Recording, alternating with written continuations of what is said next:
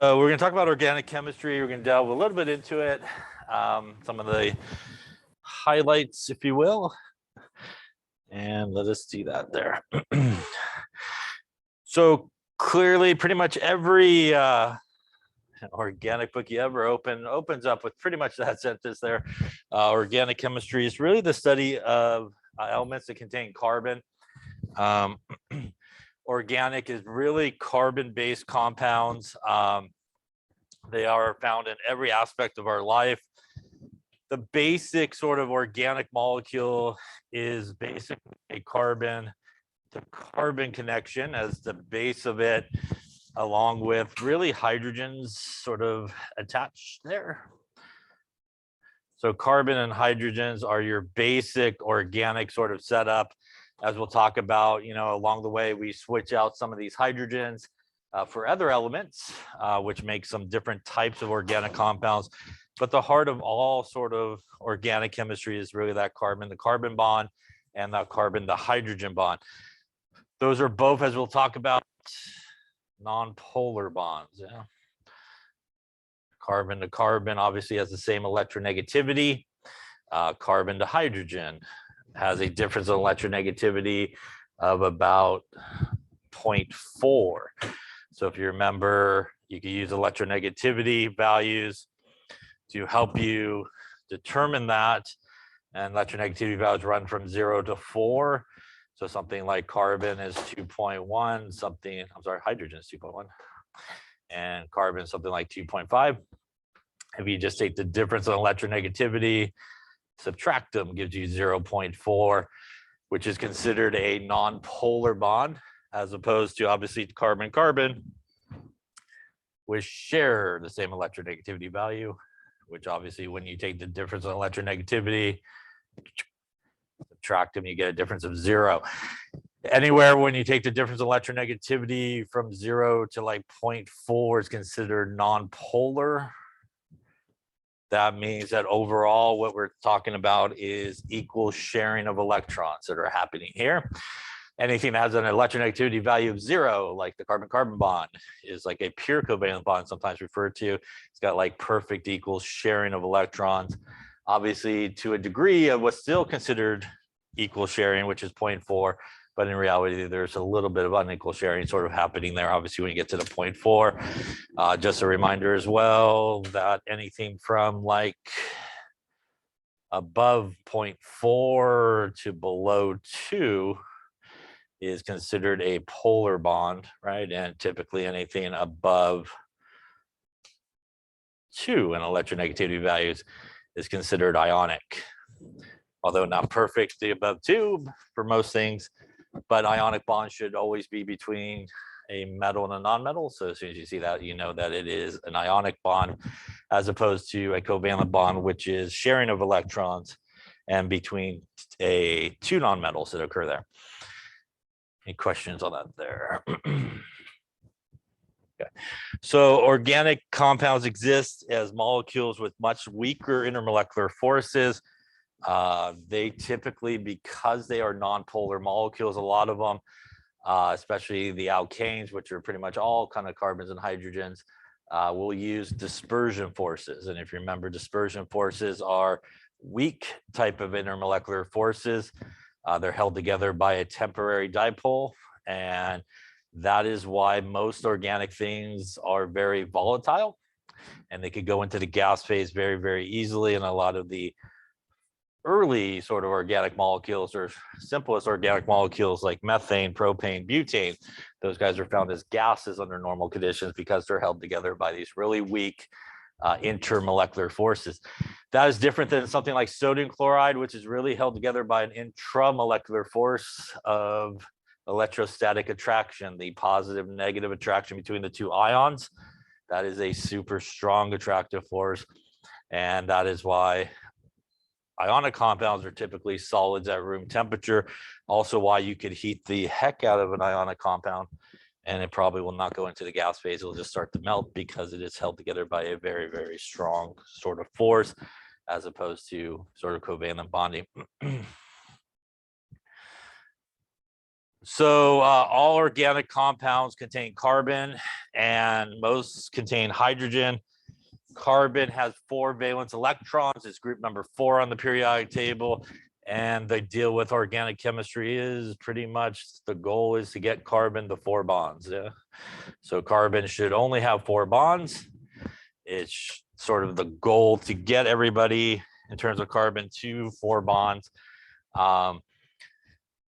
In a alkane like this, where it's single bonded, it will have 4 electron pairs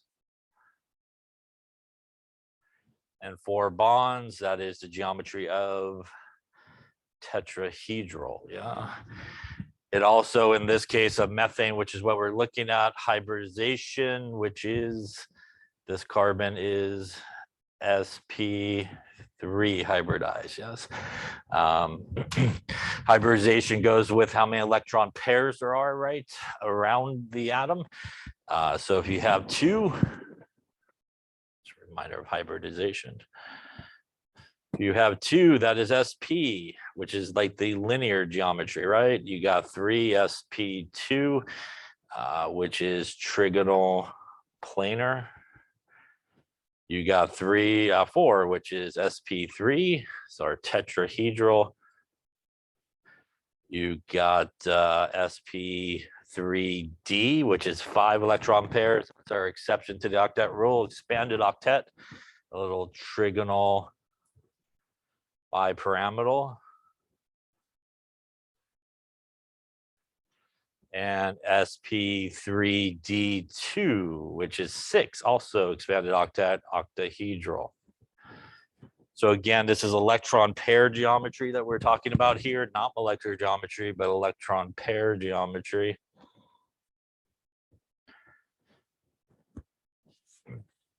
If you are crappy at assigning hybridization, there's a pretty simple way to do it. Let me show you to that in case you've never seen it. You can think of it like electron configuration. You count electron pairs like you're doing molecular geometry, which means double bonds, triple bonds count as 1 electron pair. So for example, our guy right here, that is 4 electron pairs. You start at S, 1, 2, 3, and 4. That's an S and a P3. That's what it is right there. You know, if you had 5 electron pairs, 1, 2, 3, 4, and 5, that'd be an S, 3 P's, and a D. So that's an easy way just to count off hybridization if you're not sure. But again, you want to make sure you treat double bonds and triple bonds as 1 electron pair like you would be doing for geometry. Any questions on that there? So the hybridization of the carbon is an important thing when you go to organic chemistry. You got to be able to identify it in a lot of cases. So again, double bonds, triple bonds counts as 1 electron pair.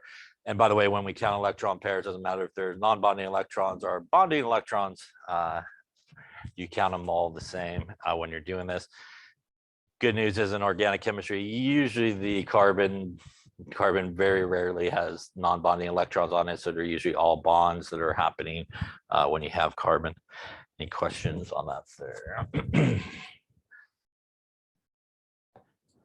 Now, as I mentioned before, carbon can definitely form a single bond, double bond, or triple bond with other carbons, and these actually give rise to different types of organic compounds. There are classes of organic compounds. And based on what is sometimes referred to as the functional group. Functional group is the part of the compound that basically makes it a certain type of organic molecule. These are what are referred to as alkanes. And alkanes have a carbon-carbon, basically all single bonds, basically. So that is a group of really the most important, if you will, for organic molecules are alkanes with the carbon-carbon single bond. Pretty much everything else is based off of the alkanes. Everything comes back to the alkanes when you name it. This guy here has a double alkene, ENE, and the functional group is a carbon-carbon double bond that's happening there. And here this guy has a triple bond, which makes it an alkyne, YNE, and it has a carbon-carbon triple bond as its functional group. Couple of different things change as we put on the bonds. As you may see, as you go from left to right there, we have 2 hydrogens that are lost every time you put on the next bond. So when you put the double bond on, each carbon loses a hydrogen to make room for it. So carbon does not have more than 4 bonds. And obviously you go to a triple bond, we lose 2 more hydrogens again to have more enough room without it being there. Proper name of this guy here is what is there, which is ethane, A-N-E. This guy, although they use this name as kind of a common name, this one is also known as ethene, E-N-E. And this guy also kind of a common name there. This is what is known as ethine, Y-N-E. So you can kind of see the naming goes with the functional group sort of name as well for each of these guys. Also, the double bond, triple bond does change the geometry. So we talked about this guy, which is sp3 and also tetrahedral in terms of the molecular geometry.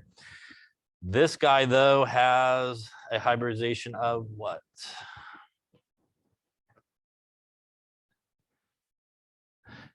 The molecular geometry here on this guy is trigonal planar.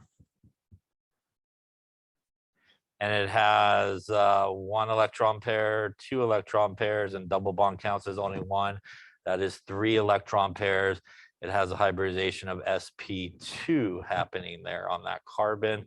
Again, 3 electron pairs. Over here, this carbon here has a hybridization of 1 electron pair. Triple bond counts as only 2 or 1 more for a grand total of 2, and that would be then sp hybridization happening there on that carbon. And also would have 2 electron pairs, which means it would be a linear geometry that occurs here. So it sort of flattens out. It takes a tetrahedral shape, right, which is 109.5 degrees, right, down to a 120 degrees on the sp2, down to a $1.80 there on the hybridization there for the sp. Any questions on any of that there?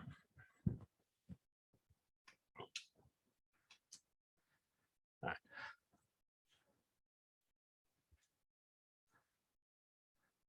So as I talked about before, a lot of the organic guys are used in a lot of areas. So methane obviously is what comes out of our Bunsen burners there when we light it. I don't know if we lit a Bunsen burner this year. I don't think we did. Or we I think you could almost go through this whole college here and not light a Bunsen burner, maybe. But obviously, ethylene is used for plastics. Some compounds have chains of atoms, and some have rings. So in organic chemistry, is sometimes referred to as sort of a straight chain or a cyclic type of guy. Straight chain is pretty much like this. It just goes straight across there, where we have our carbon to carbon sort of connection. Now, in some cases, the ends there could come together and make a cyclic type of formula here. And that's basically a ring type structure. There's also a sacrifice of a couple of hydrogens when it kind of folds up into the ring type of form there. As you can see here, they both have 3 carbons, but the guy on the right has 2 less hydrogens as they do come together. This is an alkane here. It's all single bonded. Alkanes, as we will see, has a general form of CN, H2N plus 2. N is the number of carbons. And obviously H there, how many hydrogens we got. So in this particular case, if we look at it, we have 3 carbons. 3 times 2 is 6, plus 2 is 8 hydrogens that should be there. This one, which is a cycloalkane, as it all still has single bonds, has a CnH2 type. And again, we lose the 2 hydrogens there when we close it up. What we're looking at here is what is sometimes referred to, by the way, in terms of structure, as the expanded structural formula, where you basically draw out all the bonds, all the hydrogens and everything like that. A lot of times cyclic or cycloalkanes are just drawn as line structure like that, which is basically a triangle there, which represents the same thing. This is more of a line structure. And again, you could even do it for the other guy, which looks like that. Badly drawn, but kind of straightish.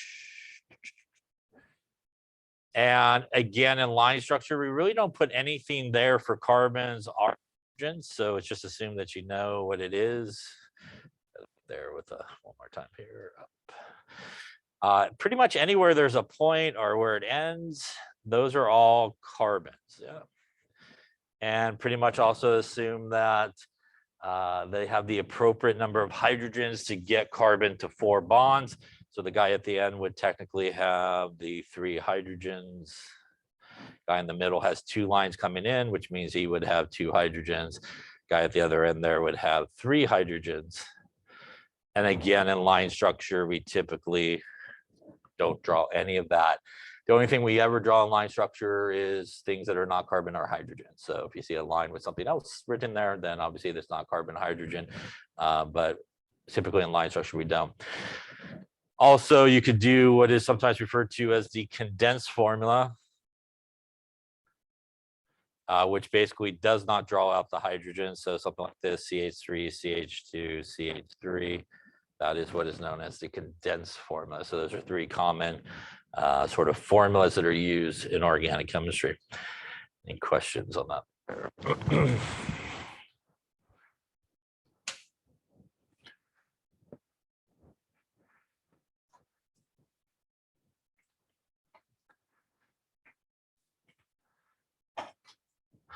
Now, organic compounds may also contain other elements. And when we start really kind of substituting out some hydrogens for other elements, we do get some different functional groups, some different classes of organic compounds when we sort of substitute these guys out. A lot of things like nitrogen, oxygen, fluorine, chlorine, bromine, oxygen and nitrogen are the basis of a lot of functional groups in organic chemistry.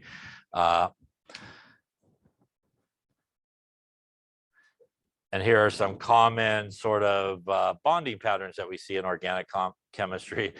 By the way, hydrogen still is the same deal as what you learned with Lewis structures. Should only have 1 line to it, right? A total of 2 electrons, as it only needs to get to helium, right, to meet its octet rule, if you will, or its duet rule.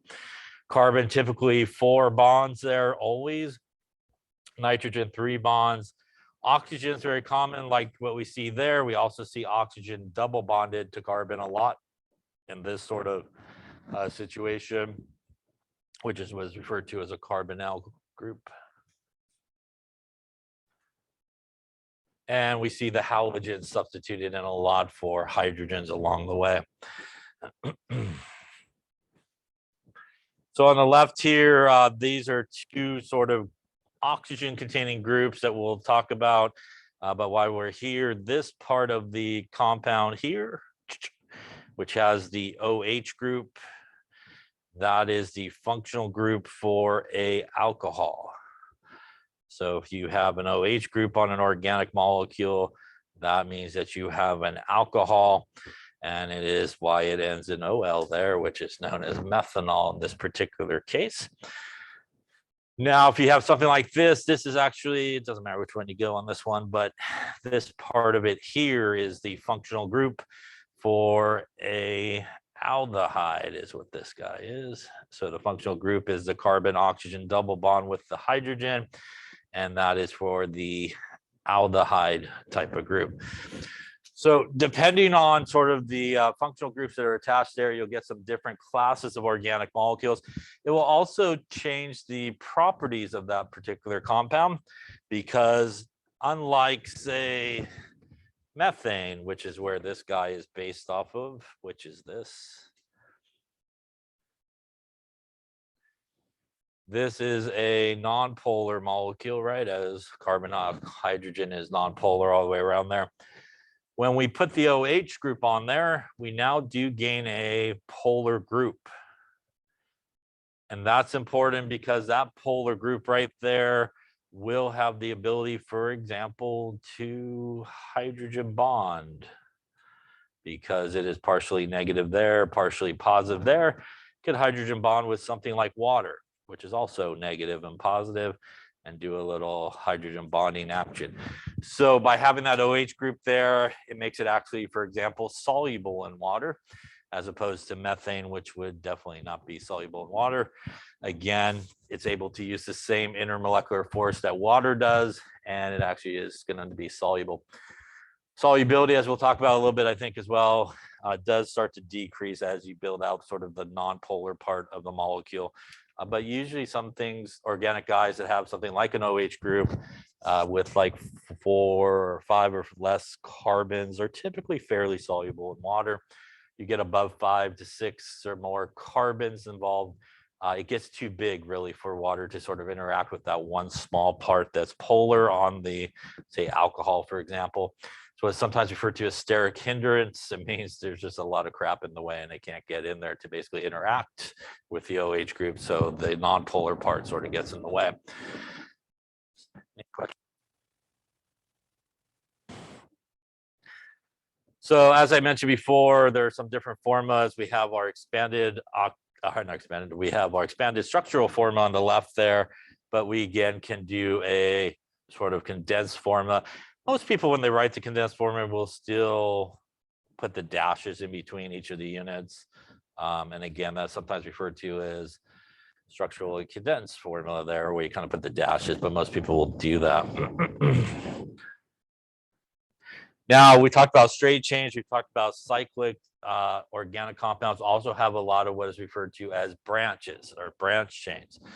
And branch chains basically means like a tree, right? There's sort of a main part of the tree, and then off of it, right, are all these branches to come off of it. So it's the same thing in organic chemistry. When we name things and we look at identifying a compound, it's always about finding the longest continuous carbon chain. And when you try to find the longest continuous carbon chain, that's sort of your main part or the backbone of your compound. So for example, if we look at the guy on the left here, we start here, that's 1, 2, 3, 4 carbons in a row. And when you're trying to sort of count the longest continuous carbon chain, you should try all your options. I mean, you could go this way, 1, 2, and 3, which obviously is not the most in a row. You could also, if you wanted to count, start on the right here and go 1, 2, 3, and 4. And that does sometimes happen. There are sometimes multiple ways to get the longest continuous carbon chain. When you're trying to calculate the longest continuous carbon chain or count the longest continuous carbon chain, the rule is you got to start at one end and go until you hit a dead end. You cannot backtrack. So you got to go one way and stick with it. So no matter which way we go, this part right here is really the main part of the chain.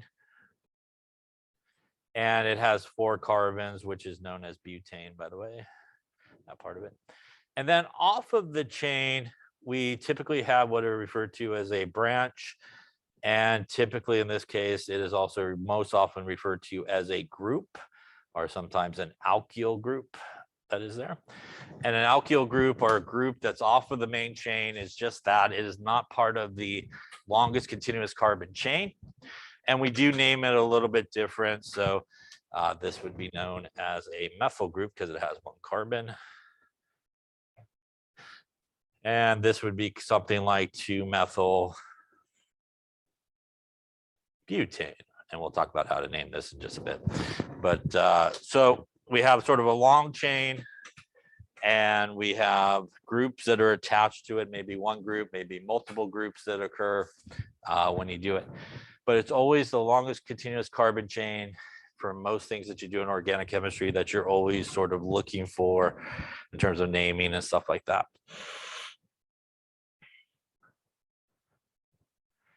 Now, sometimes we do have a long run of repeatable sort of patterns. So sometimes they do sort of a shorthand. You know, if you had something like this basically means we have 2 of the CH2 guys kind of repeating in that case. I would say most people would probably draw the condensed formula like this on the left. Very few would probably do that, but sometimes people will put the 2 groups on the end there. in parentheses. You either want to draw it out on the left there or do the parentheses, because if you wrote it like this, for example, CH3, CH3, CH, CH2, CH3, this would be incorrect because technically speaking, the way you wrote it here, this guy would have like 5 bonds because it's got 3 to the hydrogen, 2 to the carbons on either end. So you wouldn't want to write it that way. Again, most people would probably just draw it out that way. Also in condensed formula, even though it's like CH3 to CH2 and all that, the connection is the carbon to the carbon, and the hydrogens are connected to the carbons. As we talked about, hydrogen can only have 2 electrons, so it can never be inside. It's always going to be on the outside, and it's always attached, you know, for the most part to a hydrogen or an oxygen. Skeletal structure, which is really line structures, usually referred to, again, is where we really do not draw out anything other than sort of the carbons and the hydrogens. We also see this typical zigzag shape, it's sometimes referred to, and that is because of the tetrahedral geometry. So they kind of zigzag when we do that because of that tetrahedral geometry. This would have 1 carbon. This would be 2 carbons. That would be 3 carbons. That would be 4 carbons, 5 carbons, 6 carbons, 7 carbons that are there. Since it's all single bonded, 7 times 2 is 14, plus 2 is 16 hydrogens this guy should have. It has, again, 3 at the end, 2 here, again, not normally drawn, 2 there, 2 there, couple there, couple there, and 3 at the end here. And that should be hopefully 16 up. So usually, again, we just draw it like this. By the way, if you see just a line, that's really badly done. Let's try that again here.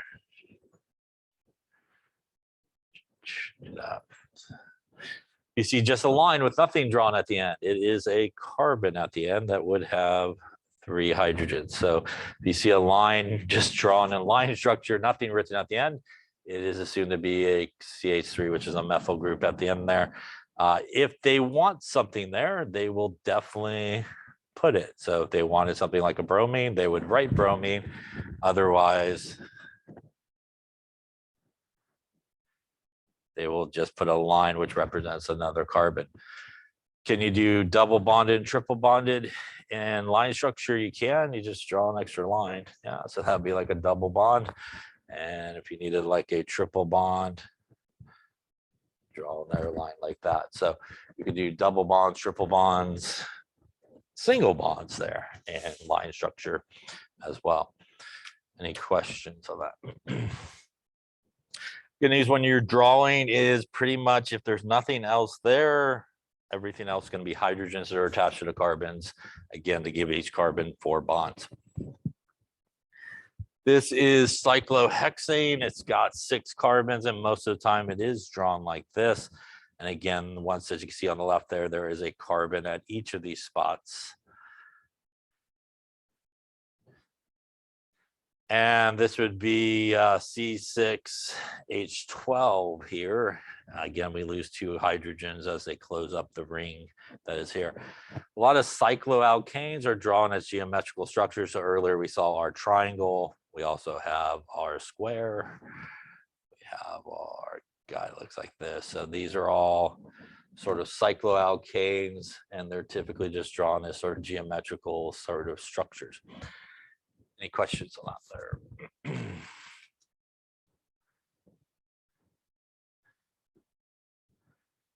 Again, as I mentioned, if there is something on the outside, they will draw it. So here, this actually, because we see this, which is a functional group, once again, for an alcohol, because of that OH, this is what is known as, there are 5 carbons. 5 carbons is pentane. This would be cyclopentanol, OL. Again, cyclo because it's a ring. Penta because it has 5 carbons, and OL because it's an alcohol. So this is cyclopentanol in this case.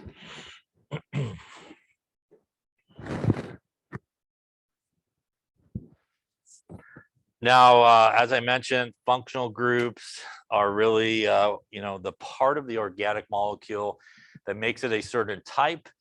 It's also, for the most part, when reactions occur, pretty much where the reaction is going to occur. So when you have that particular organic molecule involved in some type of reaction, it's pretty much going to always kind of occur at the functional group.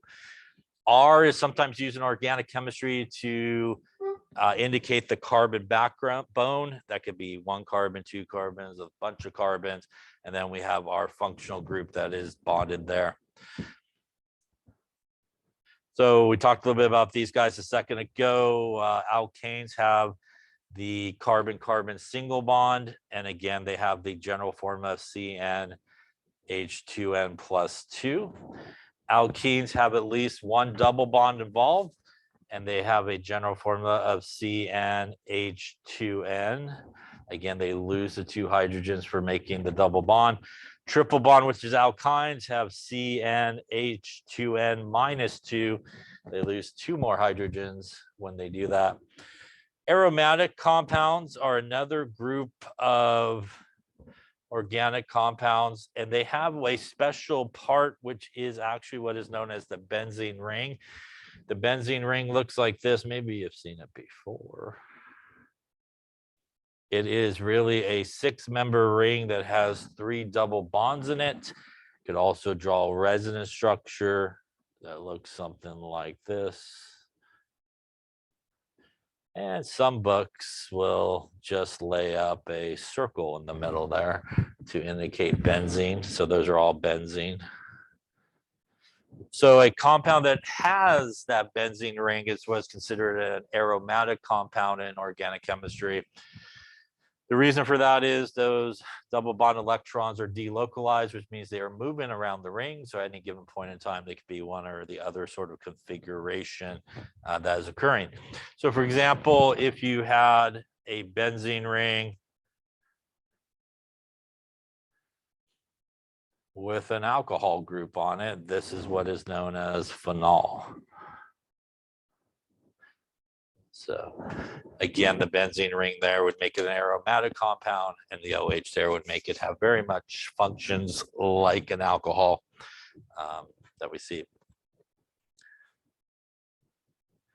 Benzene is C6H6 because it has the double bonds that are there. So here are some other functional groups. These are our ones that we've seen, are alkanes, which are single bonded, alkene, which double bonded, triple bonded, aromatic. And then we have some other ones which are important. We have alkyl halides. That's a fancy way of saying basically a single bonded guy with carbon that has a halogen on it. Halide, right, is a negative halogen is what that means, IDE. So that is alkyl means carbon. So there's a carbon that's attached to a halogen in that case. Alcohols, we talked about just a second ago, functional group is the OH. So the alcohol OH is our functional group. Again, it is a polar group because it is basically electronegativity difference. An ether is an organic guy that has this sort of setup, a carbon, oxygen, carbon setup with the oxygen between 2 carbons. Also, it's got some non-bonding electrons. An amine is actually a nitrogen containing group. It is NH2. It is really a derivative of ammonia, which is a weak base. So they are really, a lot of amines are kind of base-like functions because they basically behave just like ammonia. A thiol is a sulfur containing group, kind of similar to an alcohol, but instead of the O, it has the S that is there. So if you see an OH on a organic compound, it's going to be an alcohol. You see a carbon, oxygen, carbon sort of run there, that's going to be an ether. They put you to sleep with ethers, right? NH2, you go to our nitrogen containing group, going to be an amine, and a thiol is a sulfur containing group. Again, as I mentioned before, having some of these groups on these organic molecules does really change the ability of it to function in certain cases. Again, something with NH2 can also do some hydrogen bonding, as they say, a hydrogen contained to a nitrogen as well. A lot of organic guys that have oxygen in there contain what are known as a carbonyl group. And that is what is also referred to sometimes as the carbonyl carbon.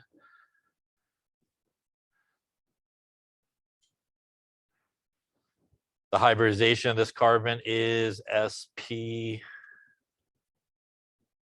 Yes, so it's sp2 hybridized, that carbon. And the carbonyl group is also a polar group, right? It's a polar bond between carbon and oxygen. The one that is more negative is the oxygen, right? And the guy here is more positive. That's really important for a lot of reactions that undergo guys that have this group attached, is that sort of positive and negative separation caused by the difference in electronegativity between carbon and oxygen. So we saw one of these guys earlier. The aldehyde has a functional group of carbon oxygen double bond to a hydrogen.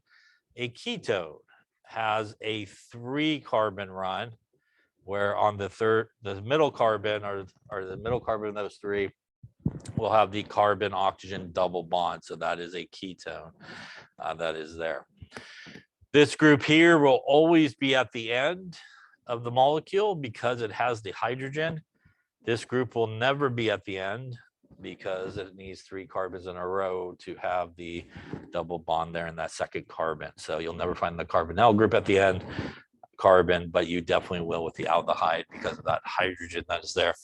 Otherwise, hydrogen will end up with too many bonds. Also, some other ones which are important, carboxylic acids have a functional group of a carbon oxygen double bond and an OH. These are guys that are commonly written in formulas as COOH. We've seen this guy a lot. That is our friend acetic acid. Yes, CH3COOH. So if we drew out acetic acid, it looks like this. And it is a carboxylic acid. And as we know, definitely it can behave as an acid, right? As it is known as that as well. Ester is a carbon oxygen double bond to an oxygen to a carbon. So very much like a carboxylic acid, but it is missing the hydrogen. It is actually made by the reaction of a carboxylic acid and an alcohol come together to make that. You take out water and you get an ester. Esters are all the fun smelling things, like why bananas smell like bananas, and those type of things, and almonds taste like almonds, and peaches smell like peaches, and all those kind of things. So there are a lot of things that have a lot of smells associated with them. They're made by taking a carboxylic acid and adding an alcohol to it, and basically you take out water and you end up with this ester bond here. Bless you. This is what is known as an esterification reaction.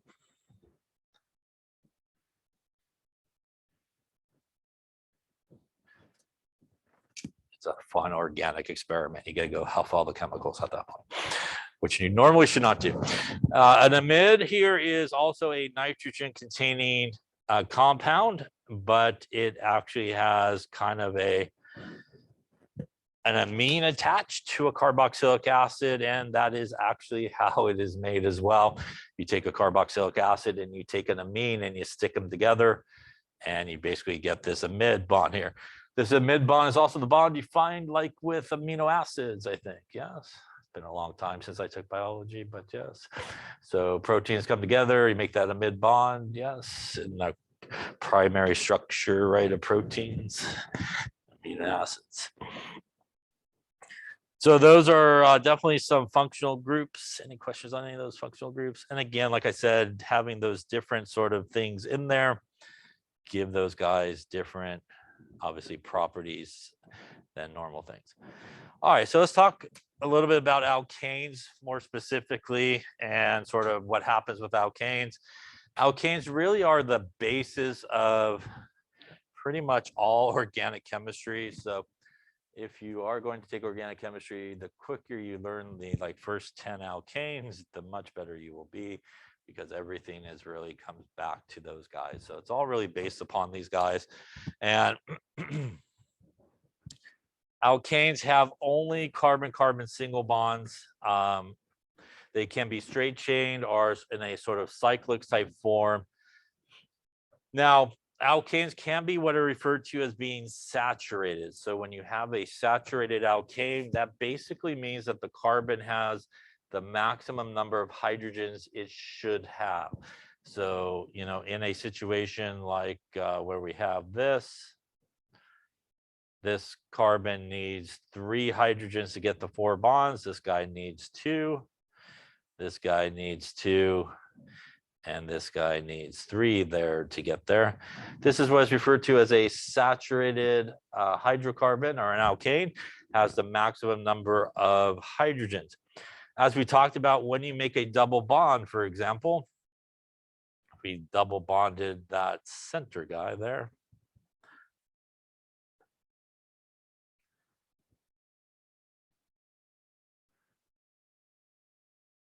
We lose some hydrogens here and here. This means that those carbons do not have the maximum number of hydrogens, and this is what is referred to as being unsaturated. So unsaturated usually means that it has at least one double bond involved, and again, you lack the correct number of hydrogens that should be there. Cycloalkanes, as I showed earlier, again, does have that ring structure, and we also sacrifice a couple of hydrogens to close it down. That is cyclohexane. All alkanes have basically the end of the name that ends in ane. That is how you know that they're alkanes.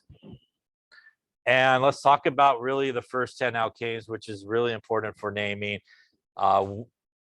The simplest organic molecule you could have is 1 carbon and 4 hydrogens. That is what is known as methane. If you have 2 carbons, then you would have 6 hydrogens, and that is ethane. 3 carbons would be propane. 4 carbons would be butane. 5 carbons would be pentane. While we're at it, why don't we add to our list here, 6 carbons would be hexane. That would be C6H14. 7 carbons would be heptane, C7H16. 8 carbons would be octane, C8H18. 9 carbons would be nonane. And 10 carbons would be decane.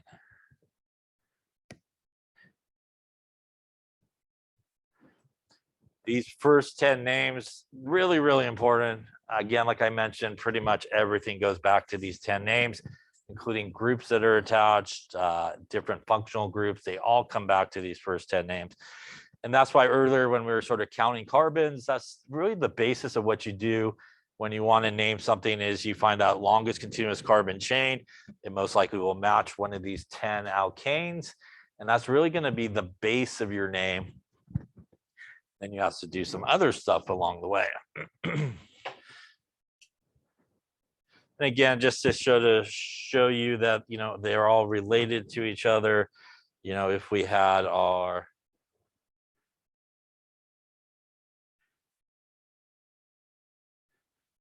this is 3 carbons, which would be propane. Again, if we put in a double bond there, say here,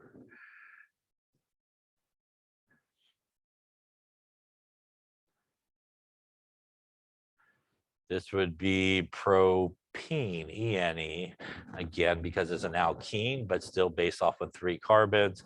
And if we triple bonded that guy at the end,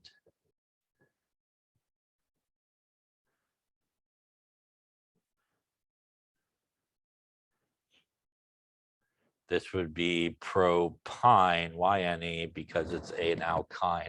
But they're all based off of 3 carbons. They all start with the propane part of the name, and it is relatable. Even when you get to something that is not double bonded, triple bonded, but you have something like this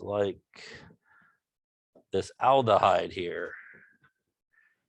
That is still 3 carbons. That is what is known as propanol, Al, again, because it has those 3 carbons, so it's the base of the name. Even in an alcohol situation,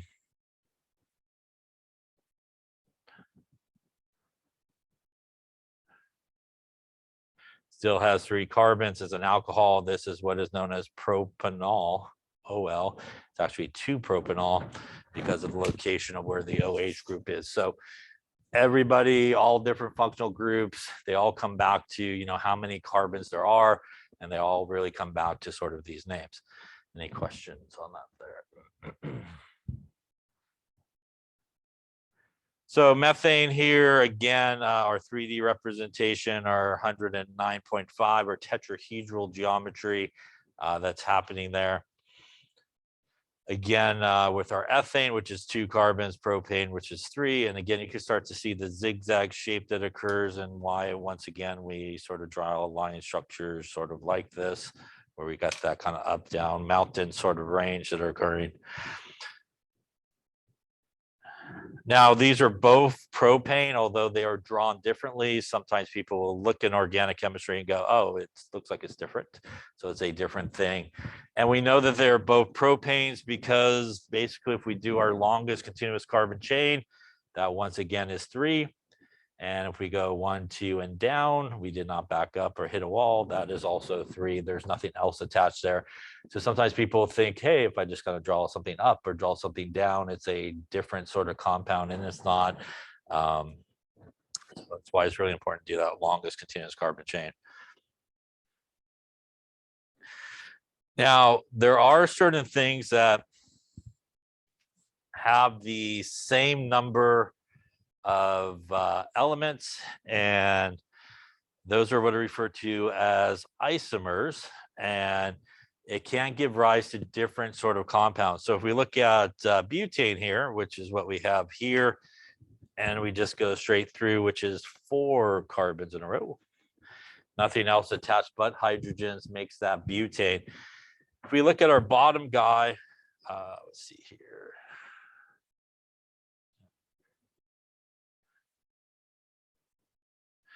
We look at our bottom guy, which is this. Let's redraw it up here so we can see it.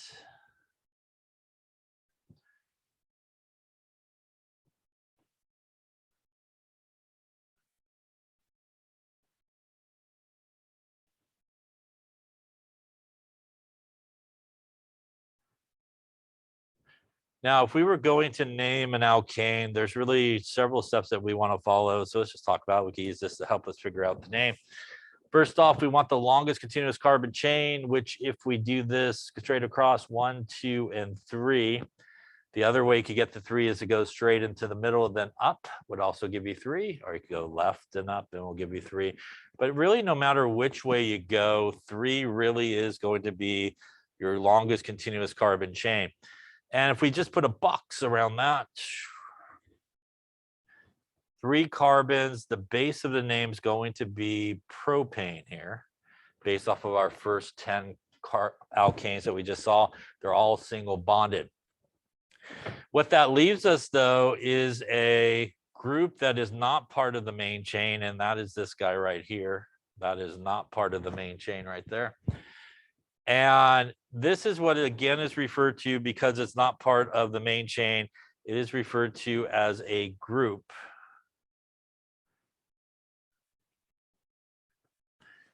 And it is sometimes referred to as an alkyl group because it has really carbon based.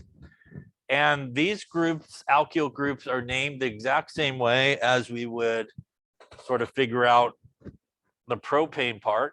It has 1 carbon, this CH3 group. Do that. And it has 1 carbon, which means it is based off of methane.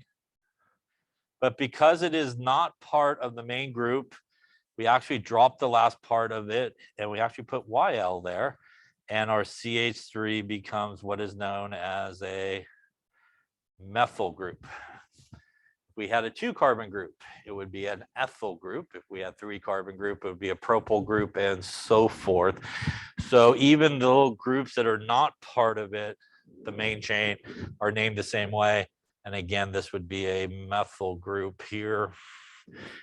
And we would put the groups in our name in alphabetical order. In this case, there's actually only one group, so it would be methyl propane. Now, organic chemistry is all about, in terms of naming, telling people where you can find everybody. So in addition to this, what we need to do is actually give the location of where we can find that group. And in this case, we would number the carbons. There's 2 ways you can number the carbons, left to right, 1, 2, 3. Or you could go right to left, 1, 2, and 3. Whenever you number the main part of the chain, all the carbons, you want a number for alkanes, whichever way gives the group the smaller number. In this case, it really doesn't matter, right? No matter which way you go, that group is going to be at carbon number 2. So that is where the 2 comes from. This would be known as 2-methylpropane. The 2 telling everybody that at carbon number 2 of the main chain, you could find a methyl group hanging out there. And that is how we come to that name. Any questions on that there? By the way, when we name alkanes, again, we do groups in alphabetical order, regardless of their number. And we always do a dash between a number and a letter, which is why it's 2-methyl. And if you happen to have 2 numbers in a row, which could happen, you do a comma between the 2 numbers. So you do a comma between 2 numbers and a dash between a number and a letter. Now, each of these things basically have the exact same chemical formula. We have 4 carbons and 1, 2, 3, 4, 5, 6, 7, 8, 9, 10 hydrogens. This guy has 1, 2, 3, 4 carbons and 1, 2, 3, 4, 5, 6, 7, 8, 9, 3, 6, 7, 8, 9, 10 hydrogens. They both are C4H10, but they do have different names, which makes them what are referred to as isomers. So isomers are basically the same chemical formula, but different connectivity. And it's really important in organic chemistry to know that you drew an isomer by actually naming them. So if you name both of the things that you drew and you end up with 2 different names, provided you name them correctly, you actually drew some isomers. If you draw 2 things and you name them and they both come up with the same name, then they are actually just the exact same compound. So for example, we come back to this, sometimes people would look at this and go, all right, that's propane. Oh, but there's only 2 carbons and this is a group attached, so that's ethane and a methyl group, which is incorrect. Again, the longest carbon chain is still 3, even though it's drawn down. So this guy is still propane as well.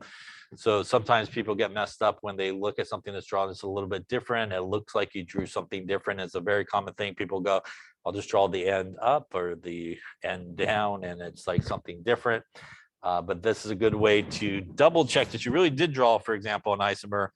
If you name them and you do get 2 different names, and you definitely drew isomers. So isomers, as I mentioned, basically have some different connectivity, same sort of formula. Constitutional isomers differ in the way that they're attached. So this is ethanol and this is dimethyl ether. So once again, both of these guys have 2 carbons, 6 hydrogens and an oxygen. So they both got 2 carbons, 6 hydrogens, and an oxygen. But the way they are connected is different. This is an alcohol. And this is our ether run there. That's the functional group there that makes it an ether, and hence the name, dimethyl ether. So as the number of carbons increase, the number of possible isomers increase. Pentane is a 5-carbon one with 3 different isomers. And again, these are all have the exact same formula as pentane, but they do all have different names. So let's take a look at these names just again to see how we get to the proper naming there. So the first one's pretty simple. The longest continuous carbon chain is just straight across, which is 5, and there's nothing else attached. So that is pentane. Coming to our next one, the longest continuous carbon chain is 4 in this case, and 4 is butane, which is where this name comes from. There then is a group that's attached that is not part of the main chain, which is this guy here, which is 1 carbon group, which is known as a methyl group, which is where this guy comes from. And if we were to number this chain, we could do 1, 2, 3, 4, or if we went the other way, 1, 2, 3, 4. In this case, we would want to number left to right, as it gives this group the smaller number. So you always want the smaller number for the group, and that is where the 2 comes from. So this is what is known as 2-methylbutane. That is what is known as the IUPAC name. The International Union of Pure and Applied Chemistry. I'm sad that I know that, but those are the guys that come up with all the rules for how you name everything in chemistry. And oftentimes in organic chemistry, you're asked to give the IUPAC name, and that is what we just did there. Question on how we got to that name. If we look at the last one that is there, we would do the same thing. We're going to look for the longest continuous carbon chain, which is 1, 2, 3. By the way, the longest continuous carbon chain doesn't have to be the straightest. You could go 1, 2, and up for 3. You could also go 1, 2, and down for 3 in this particular case. Once again, there could be multiple ways you could get to the same number of longest continuous carbon chain. And the truth is, you could pick any way you like. They all should come out the same. But if you have a straight way, that's usually an easy one to see. And 3 carbons is propane, which is where that name comes from. We then, in this case, have not 1, but we actually have 2 groups that are attached that are not part of the main chain. And those both are 1 carbon each, which is a methyl group. But there's actually 2 of them in this compound. So when you have more than 1 group in a compound, we also use prefixes. So this is what is known as 2, which is dimethyl, because there are 2 methyl groups attached here. Lastly, we need to give the location of where we could find those groups. And once again, in this case, we could go left to right, 1, 2, 3, go right to left, 1, 2, 3. Does not matter. Both of these groups are at carbon number 2, which is where both of those numbers come in. So even though they are on the same carbon, you need to give the number twice. And you can see in between the 2 numbers is a comma. So in this case, bless you, 2, 2, dimethylpropane. Any questions on that naming there? Here's the rest of our guys, our hexane, heptane, octane. So as I mentioned before, the sort of official way that you should name things is the IUPAC name. In organic chemistry, what you also learn very quickly is there's a lot of different names for the same thing. So there's like a common name, there's a historical name, there's like, you know, the IUPAC way of naming it. So we do get a lot of different names, and sometimes the common names, historical names are used a lot still. So for example, we saw this guy earlier, I think.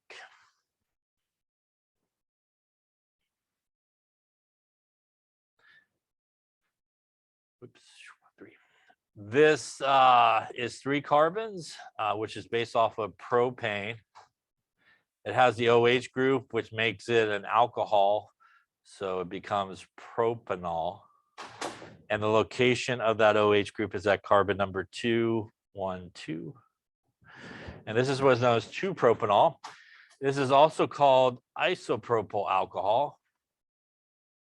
And that is because the CH3 CH3 group is what is also referred to as an isopropyl group. And it's also known as rubbing alcohol. Yeah, so those are all 3 sort of names for the exact same thing. So very common in organic chemistry. There's like multiple names for things, and people still use it. There are certain names for groups that are attached, and some groups can bind in two different places. So for example, this group up here on the right, which is the isopropyl group, is really just based off of propane.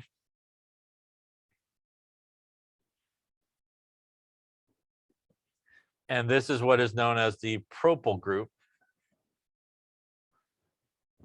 And the difference between these two is really where it attaches in. In the isopropyl group, it attaches through this carbon. And in the propyl group or normal propyl group, it attaches through that carbon. There are ways that we classify carbons. You could classify carbons as primary, secondary, tertiary carbons. A primary carbon is a carbon that is attached to one other carbon. A secondary carbon is a carbon that is attached directly to two other carbons. And a tertiary carbon is a carbon that is attached to three different carbons. Some people count hydrogens. You can count hydrogens or carbons. It works the same way. So in the case of isopropyl, this carbon right here would be primary, secondary, tertiary. This is a secondary carbon attached to one carbon there and two carbons there. So this is a secondary carbon.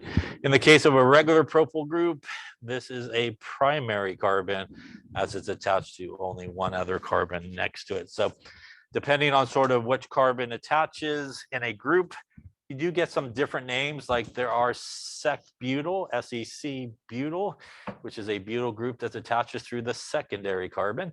There's one that's known as T-butyl, which is tertiary butyl. So it attaches through the tertiary carbon. So there are certain groups that have special names depending on sort of where it attaches into the group. Any questions on that there? So we kind of went over this, but again, just officially here to name sort of alkane type molecules, it all starts with really the longest continuous carbon chain. And as I mentioned before, doesn't always have to be the straightest. It could kind of go up and come up and around. I could go up and then come down. The only thing you cannot do again is you cannot kind of backtrack. So you got to go one way until you hit a dead end, and whichever way gives you that. When you do that, once again, it really should match one of those 10 alkane names. And then you want to identify what groups are attached, and you want to then give the numbering of those guys the smallest number of groups and put them in alphabetical order. As I mentioned before, we do have our alkyl groups, which also do come from those alkanes. We changed the last part to YL. So again, a methyl group becomes a methyl group, an ethane becomes an ethyl group. And here are some of just the basic normal sort of attachments: methyl, ethyl, propyl, butyl, pentyl, hexyl. And again, like I said, a very common one that comes across a lot is isopropyl, which is this one that we saw a second ago. This is isopropyl. So that one pops up a lot. There we go. Here's the isopropyl group. This is isobutyl. This, as I mentioned before, is sec-butyl. And again, it's because the attachment comes here at the secondary carbon. This is T-butyl or tert-butyl, which again, this carbon right here is a tertiary carbon. And again, that is where the attachment comes from. So these are some other sort of common names that are used a lot still. And it's based on really where the attachment goes. So if we look at this guy here, we're going to go with longest carbon chain, which is 1, 2, 3, 4, 5, 6. So 6 carbons is hexane. This guy right here is not part of the main chain. So that is a 1 carbon group, which is a methyl group. And we would want to number it 1, 2, 3, 4, 5, 6, or we could go 1, 2, 3, 4, 5, and 6. Going this way here gives this group the smaller number. It is 2 versus 5, and it is as simple as that. 2 is a smaller number than 5. And then that would mean that this guy here would be 2-methyl hexane. And sort of line structure, would look something like this. Yes, so that would be 2-methyl hexane. Again, longest carbon chain. 1, 2, 3, 4, 5, 6. And then again, the group there that is right here, not part of it, is our methyl group. You see nothing else written there. Tells us it's a carbon with 3 hydrogens. And again, it is at carbon number 2 there, giving it the smaller number. Any questions on that there?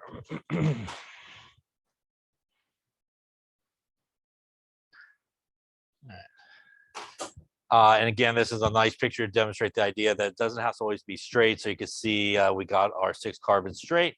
Here we got our 6 carbons coming down.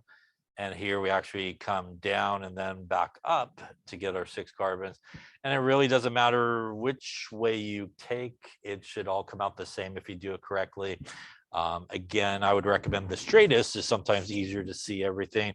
Also would recommend putting a box around the straightest chain and kind of circling all the other groups there, and you can kind of visually see everything that's going on.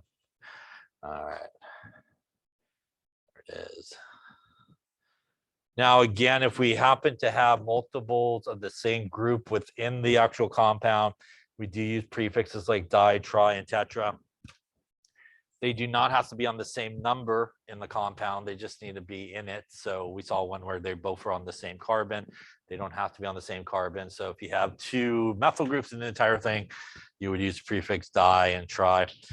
We do need to give the number again, regardless if it happens to be on the same carbon or not. So this guy here, if we were to look at it, 1, 2, 3, 4, 5, 6, which is our hexane. We have a methyl group there and a methyl group there. So that's going to give us a dimethyl. Now, in terms of numbering, once again, if we went 1, 2, 3, 4, 5, and 6, this gives us groups at 2 and 3. If we went the other way, 1, 2, 3, 4, 5, 6, this gives us groups at 4 and 5. That is obviously larger. So we would want to number this direction, which gives us 2, 3 dimethyl hexane in this case. Any questions on that there? Again, sort of line structure would look something like this. And look something like that there, yeah.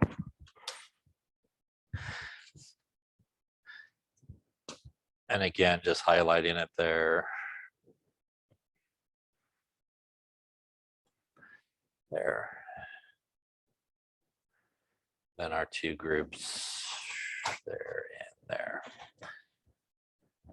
Any questions on that there?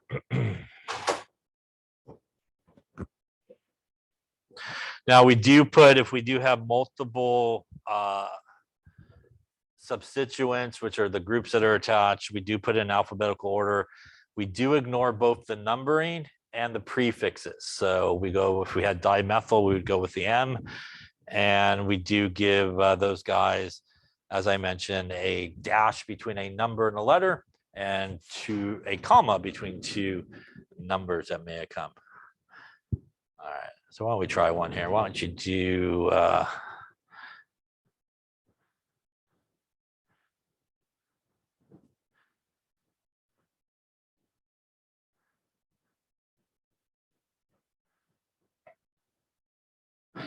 why don't you name that one I just drew? And why don't you do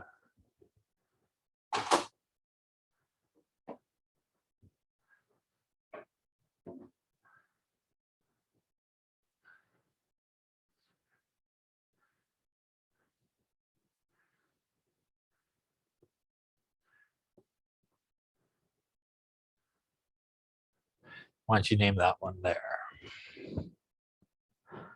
Okay, let's take a look. C. So we're starting on the left there. Let's go with, let's just go straight across and see what we got. We got 1, 2, 3, 4, 5, 6, 7. We can also start at the other end, go 1, 2, 3, 4, 5, 6, and go up to 7 as well. That works as well. But it looks like no matter which way you go, 7 is going to be a winner in terms of our longest continuous carbon chain, which once again is what you're looking for there. So because it's 7, that will be the base of our name, which would be heptane in this case. We then got a couple of groups there that are not part of the main chain. So we got this guy here, and we also have obviously this guy there as well. And in this particular case, these are going to be groups. There's nothing written at the end of this, which means there's a carbon and 3 hydrogens, which is a methyl group. This guy does have something written there, which would then make it a chloral group. So what's left is really at this point our numbering, and we do want to number in the case of alkanes to give the groups the smallest number. So if we do that, we have 2 options. We could go left to right here, 1, 2, 3, 4, 5, 6, and 7. The other option obviously would be to go right to left, 1, 2, 3, 4, 5, 6, and 7. You could hopefully see if you went in the blue direction, you're going to end up with groups at 5 and 6. If you went in the black direction there, the first way we went, you would end up with groups at 2 and 3. That again is smaller numbers. So that is the way that we would want to go, which would be in this direction. And that would be 2-methyl here. That would be 3-chloral. We want to put it in alphabetical order, which means C actually comes before M. So this would be 3-chloral, 2-methyl heptane. Any questions on that name there?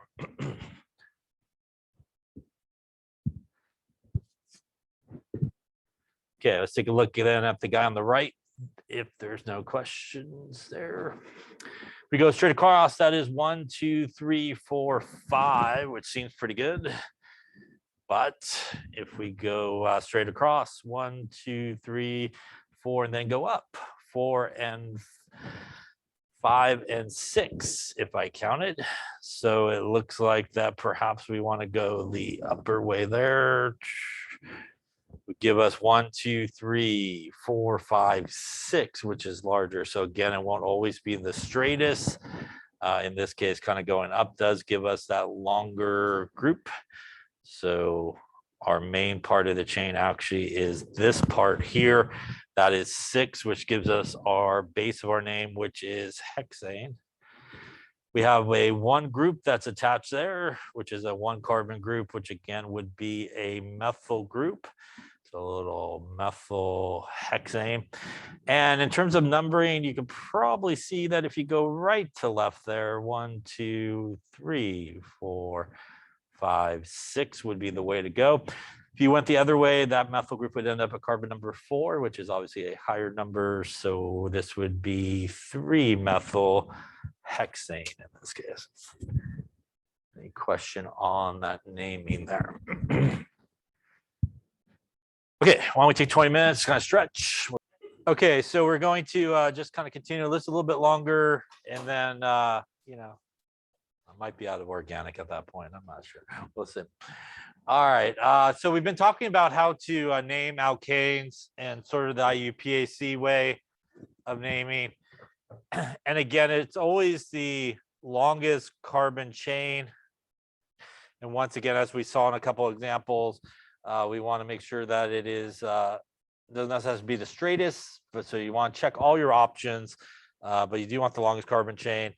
And again, really should sort of match one of those alkane names. And that really will be sort of the base of your name. Next, you want to really ID all the groups attached, and those groups are those guys who are not part of the main chain. A lot of them will be alkyl groups, which are really carbon-based groups, like our methyl group or ethyl group, whatever it may be there. Again, it could be like an isopropyl type group as well. And Then you want to number the main chain. And in the case of alkanes, we want to give the groups the smaller numbers.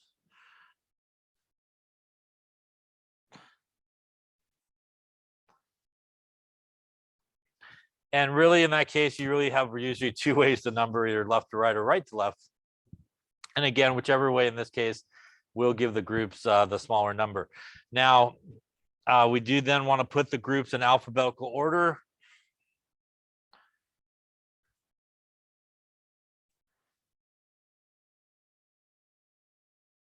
Regardless of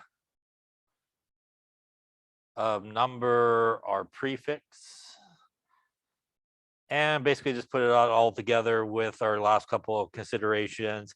Again, a dash between a number and a letter.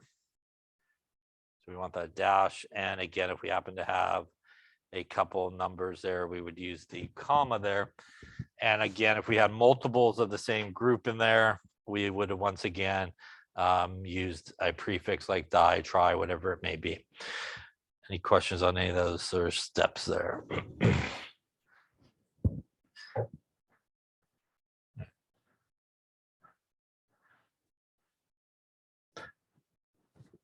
So why don't we try a couple more here, see here. All right, we got three different ones here. We draw a line. There we go. All right, try the guy on top, guy to the left and guy to the right there. Okay, let's take a look and see here. We'll start with the top one. And again, we're going to start with the longest carbon chain. So much just start right across. So it's 1, 2, 3, 4, 5, 6. We can also go 1, 2, 3, 4, 5, and up to 6. So that's still the same. Other option would be 1, 2, 3, 4, 5. That's less. We could start up here. 1, 2, 3, 4, 5, 6. So that's the same. And we could also go 1, 2, 3, 4, 5, and 6 back up this way. So it looks like 6 looks like a winner no matter which way you go there. It's always good to check all the ways, just to make sure you didn't miss one. So we'll take just a straight across way there. Looks good to me. So that's going to be 6, which is going to be, again, the base of our name. So that is hexane is going to be the base of our name. We got a group there. It's a 1 carbon group there. We got a 2 carbon group there. So 1 carbon group is a methyl group.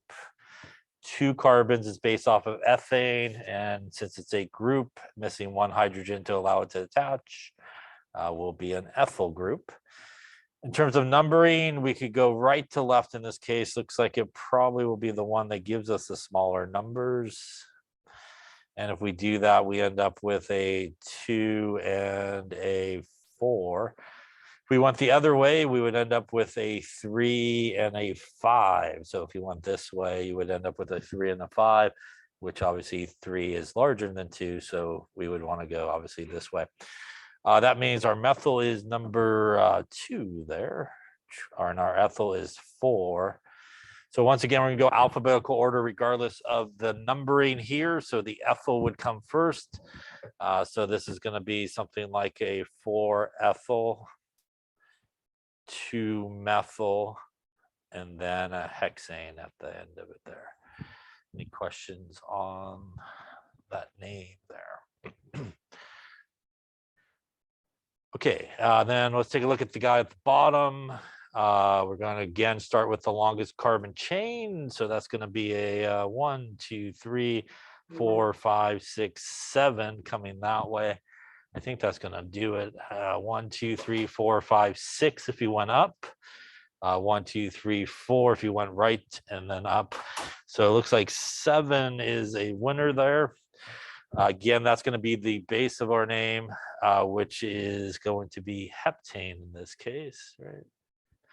That leaves us just a methyl group that is left over. And that would get us a methyl heptane. Numbering here, we go 1, 2, 3, 4, 5, 6, 7, or 1, 2, 3, 4, 5, 6, and 7. Once again, going in this direction, we'll give our group the smaller number, which is what we're looking for. So we would want to go with a 3-methyl heptane in this case. Any questions on that name there? All right, lastly here, we got some stuff happening. We got 1, 2, 3, 4, 5, 6. We then can take perhaps 1, 2, 3, 4, 5, 6, 7. That's better. We could also do 1, 2, 3, 4, 5, 6, 7. So that's the same. Or we could go 1, 2, 3, 4, 5, 6, 7, 8. That looks much better that way. So 8 looks like a winner, actually. So again, just tells you want to make sure that you check all your options there. And let's get rid of all that so we can see it. So actually, was that 8 I had there, I think? I'm not mistaken. So 1, 2, 3, 4, 5, 6, 7, 8 would be the winning one right there. Again, obviously not the straightest. That gives us an octane as the base of our name. That also gives us, looks like a 2-carbon group right about there and a 1-carbon group right about there. So once again, we have an ethyl group and a methyl group. So what is left is our numbering. We'll start at the top and come down first and see how we do. We got a 1, a 2, a 3, a 4, a 5, 6, 7, and 8. So going in this direction, we end up with a 3 and a 5. And if we try it the sort of other way there, we go 1, 2, 3, 4, 5, 6, 7, 8. Going sort of the red direction, we end up with a 4 and a 6, which obviously is too large there. So we always want to go with the smaller numbering. So we will go the first way. And that means that my methyl group is at number 3. My ethyl group would be at number 5. Once again, here going with alphabetical. So ethyl before methyl gives me 5 ethyl, 3 methyl. Let's see if I can connect them up. There we go. Octane in this case. Any questions on any part of the name? So, you know, sometimes it's hard for people to find the longest carbon chain. So again, make sure you try all your options. And like I said, highlighting and putting a box around and circling everything else sort of helps you visually sort of see what's going on. Any questions on any of those there? And obviously it works the same way, you know, if we had line structure. So I'll just try one like that. Just going to randomly draw things here.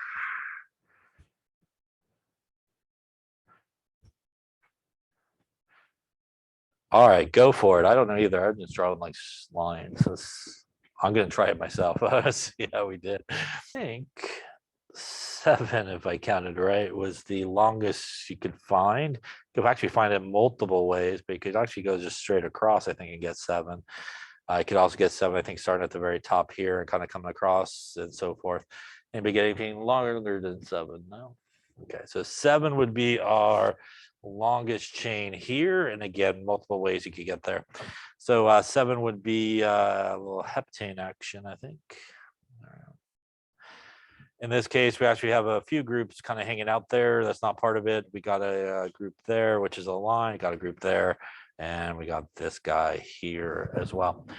So obviously the 2 lines there with nothing right at the end are methyl groups. So remember, if there's pretty much a line and nothing written there, that is going to be a methyl group. That would be a methyl group as well. That means we got a couple methyl groups in this compound, which means it becomes dimethyl because there's 2 of them in the compound. Again, does not have to be on the same carbon. We got this guy over here on the bottom, which is actually a 2-member group there, 1 and 2. So that would then be an ethyl group happening there. Any questions on that so far? Doing a little bit of numbering action here. I'm going to go left to right. Seems like maybe the right move. We'll go 1, 2, 3, 4, 5, 6, and 7. Obviously going the other way, 1, 2, 3, 4 would be our first number rather than 2. So that would be the right way to go there. So we're going to go alphabetical order regardless of prefix there. So we're going to go with the ethyl first here. And that is our carbon number 3. So that's going to be a 3-ethyl. Then we're going to do a 2, 4. Again, the number for each of the methyl groups. Dimethyl. I can maybe squeeze that in there. Heptane. Yeah. So 3-ethyl, 2,4 dimethyl heptane. Any questions on that one? Yeah. The number 2 came from the location of this methyl group. Is that carbon number 2?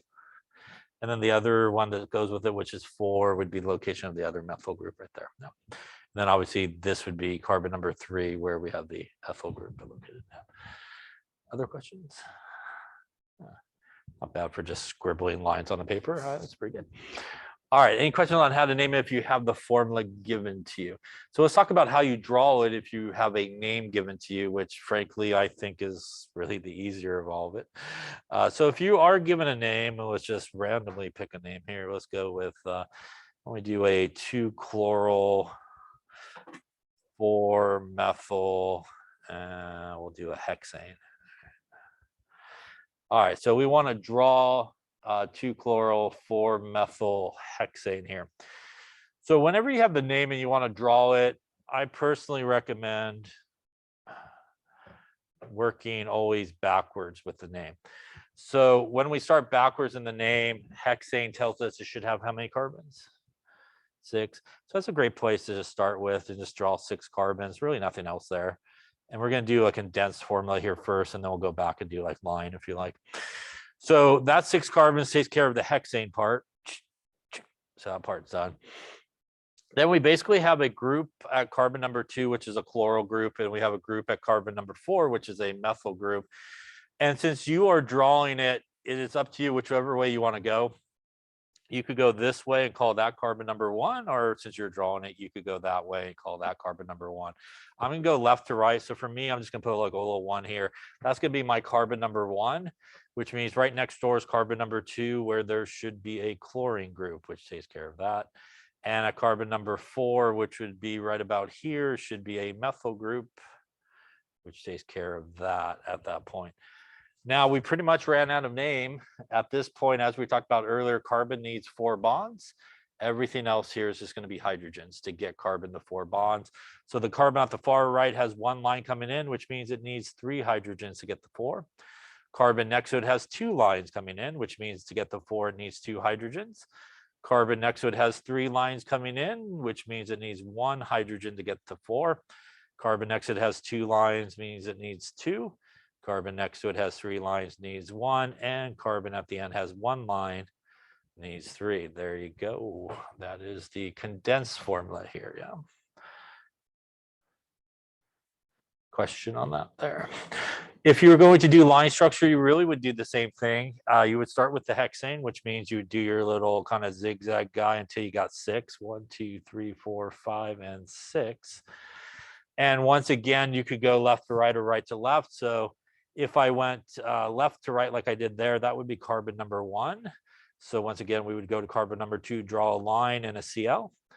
This would be carbon number 3, and then this guy here would be carbon number 4, which we would just draw a line for our methyl, and that would be our line structure going into there. Any questions on that? So going really from name to formula is kind of the easier of the two because it tells you basically what to draw. So it's pretty straightforward. Any questions on how to do that there? All right, so why don't we try a few more here just to see. We did some naming. Let's get those there. All right, so why don't you draw both the condensed and why don't you do the line structure for each of these? And maybe I'll add one here. Let's do methyl cyclopropane.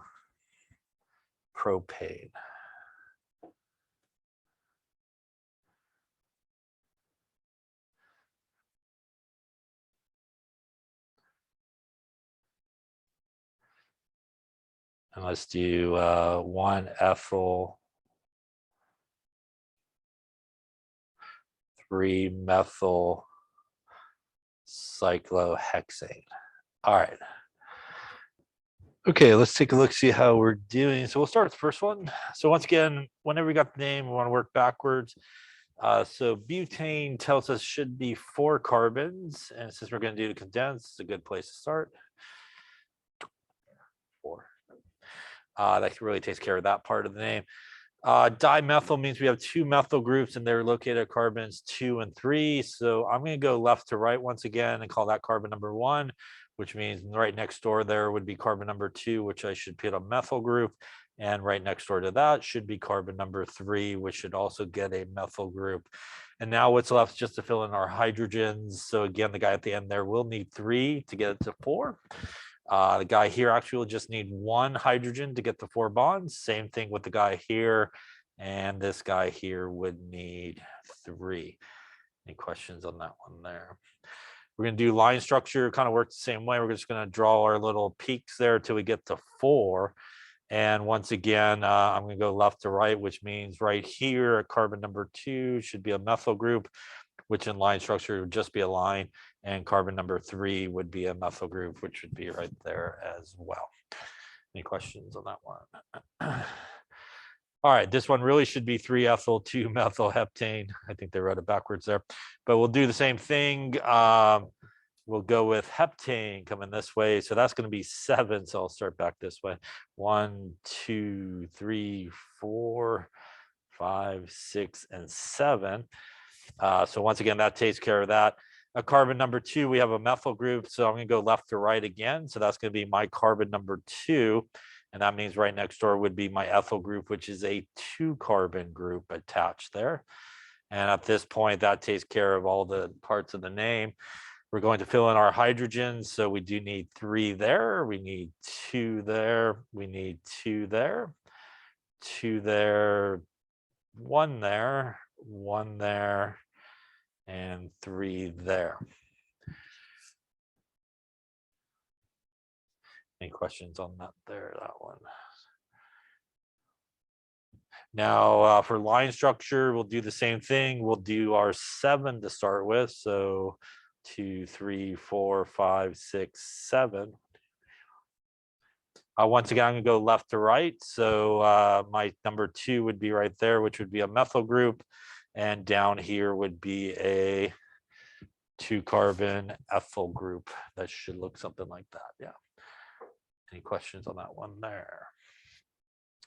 On the bottom here, we got pentane, which is 5 carbons. So 1, 2, 3, 4, and 5.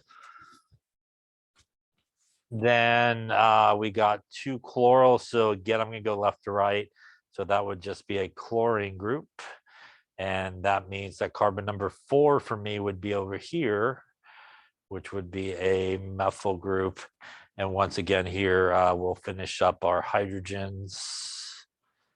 Obviously, like we talked about before, you could have went the other way and did carbon number 1 on the right. And then obviously it would be reversed in this case. That means that our line structure will look something like 5 to begin with, 3, 4, and 5. Once again, number 2 here would be our chlorine, and number 4, which would be here, would be our methyl in that case. Now, any questions on either of those ones there? Okay, then let's go to our methylcyclopropane. I'm just going to rewrite the name up here so I could write it underneath. Okay, so free up some room here. All right. So cyclopropane here means that it is a ring structure. Propane means there's 3 carbons. So you can basically make a triangle in this case. And methylcyclopropane means basically at any of those carbons, you need a methyl group happening. And in this case, this guy would have just 1 hydrogen, this guy would have 2, and this guy would have 2 there. Because it's a ring structure or a cyclic structure here, and there's only one group attached, you don't need any numbers for it. So wherever you put that group, the CH3 group, it will be carbon number 1. So you can put it at any of those spots and be fine. Line structure would actually just be the triangle and a line. And again, you can put the line at any of those carbons because that would be carbon number 1 in that case. Any questions on that one there? All right. Now, lastly, here we got 1-ethyl 3-methyl cyclohexane. So in this case, cyclohexane is obviously a ring structure here. So we'll go with somewhere to write this. I'm not sure where. I'll go top left corner here, I think. So it is going to be really the 6-member ring. That looks something like this. That's cyclohexane. 1-ethyl, you could really put it wherever you like to start. So I'm just going to put it over here because I have no room on top there. So I'm going to go with this. And since I'm calling that number 1, I could go clockwise or counterclockwise to number the other Y, and that would get me clockwise to here, which would be a methyl group. That would be carbon number 3. Once again, we do need to fill in our hydrogen. So this guy would need 2, this guy would need 1, this guy would need 2, 2, and 2, and 1 there. So it looks something like that in the condensed form. Most of the time people would draw this guy line form, which would just look like this. And again, there's my ethyl. That would be carbon number 1, carbon 2, carbon 3, and that would be my methyl group right there in that particular case. Any questions on how to draw from the name? Yeah. Okay.